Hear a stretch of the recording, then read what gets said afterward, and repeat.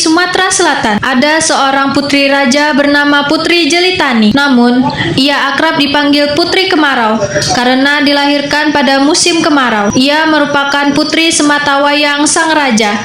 Ibunda sang putri baru saja wafat. Sebagai putri tunggal, ia sangat disayangi oleh ayahnya. Negeri yang dipimpin ayahnya makmur dan tentram. Suatu ketika, negeri itu dilanda kemarau yang sangat panjang.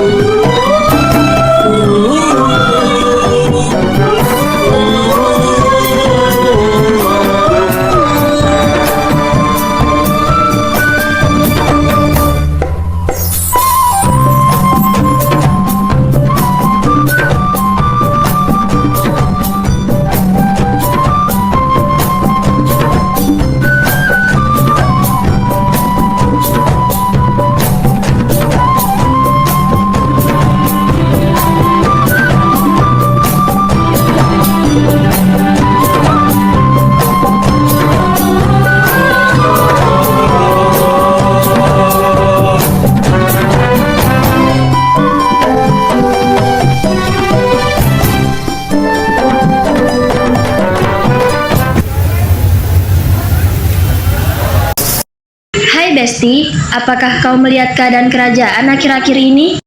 Ya, negeri kita saat ini sangat menyedihkan. Banyak rakyat yang mengeluh karena kekurangan air. Hawa air-air ini juga cukup panas. Aku bahkan harus mandi sehari 5 kali untuk menghilangkan rasa gerah. Apakah kita sebaiknya menghadap raja saja untuk menangani hal ini? Baiklah, skui kita menghadap raja. Di perjalanan, mereka bertemu rakyat lainnya. Hei, kalian mau kemana? Keluar tidak ajak-ajak kami. Apa itu yang dinamakan sahabat? Kami ingin menghadap raja. Ada masalah apa? Kami ingin meminta raja untuk menindaklanjuti kekeringan ini. Aku sudah rugi banyak. Hewan ternakku sudah mati semua. Apa kau mau ikut? Tentu saja. Ya, sawahku sudah sangat kering akibat kemarau berkepanjangan ini. Apalagi sawahku sudah sempit. Sekarang juga banyak tanaman yang mati akibat kemarau ini.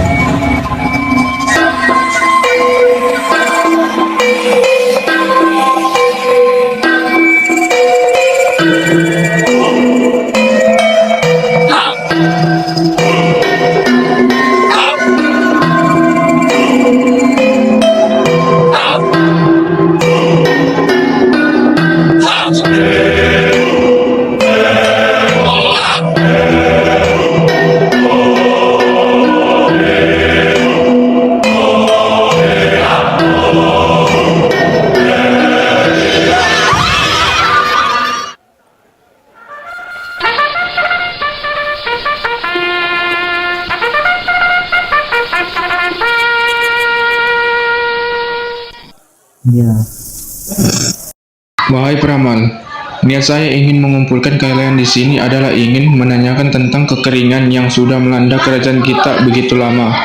Apa tidak ada cara untuk segera mengakhiri masalah ini? Baginda, sepertinya kekeringan ini adalah sebuah kutukan dari dewa.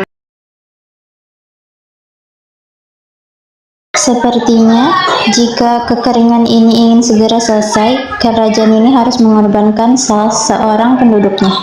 Iya Baginda, sepertinya dewa ini ingin memberikan sebuah tumbal segera mungkin. Apakah harus ada tumbal untuk menyelesaikan masalah ini, kawanku? Saya rasa kita perlu memikirkan cara lain agar kekeringan ini segera berhenti tanpa ada yang dikorbankan. Jika kita menghabiskan waktu untuk memikirkan cara lain untuk menyelesaikan masalah ini, tak lama lagi penduduk di sini akan mati semua. Iya. Daripada lebih banyak korban akibat kekeringan ini, lebih baik kita memberikan tumbal kepada dewa. Tapi siapa yang harus ditumbalkan? Siapapun itu pasti tidak mau dirinya ditumbalkan. Apakah harus jalan itu yang dilakukan?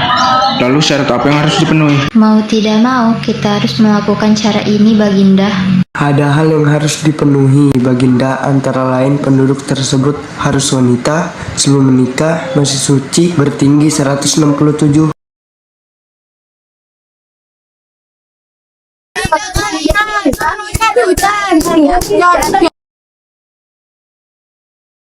Wahai rakyatku, apa yang membuatmu kemari? Baginda, maafkan kedatangan kami yang tiba-tiba.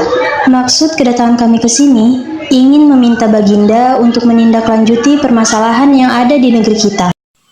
Ya, saya telah memikirkan jalan keluar masalah ini. Hai para rakyat, hari ini Raja akan mengadakan sayembara. Seluruh rakyat diharapkan datang ke kerajaan saat matahari sudah berada di atas kepala. Para rakyat pun bergegas mempersiapkan diri. Raja akan mengadakan sayembara untuk apa ya ini? Kira-kira apa ya? Apa untuk mengganti sapi yang mati kemarin? Mungkin saja. Ayo kita menemui raja.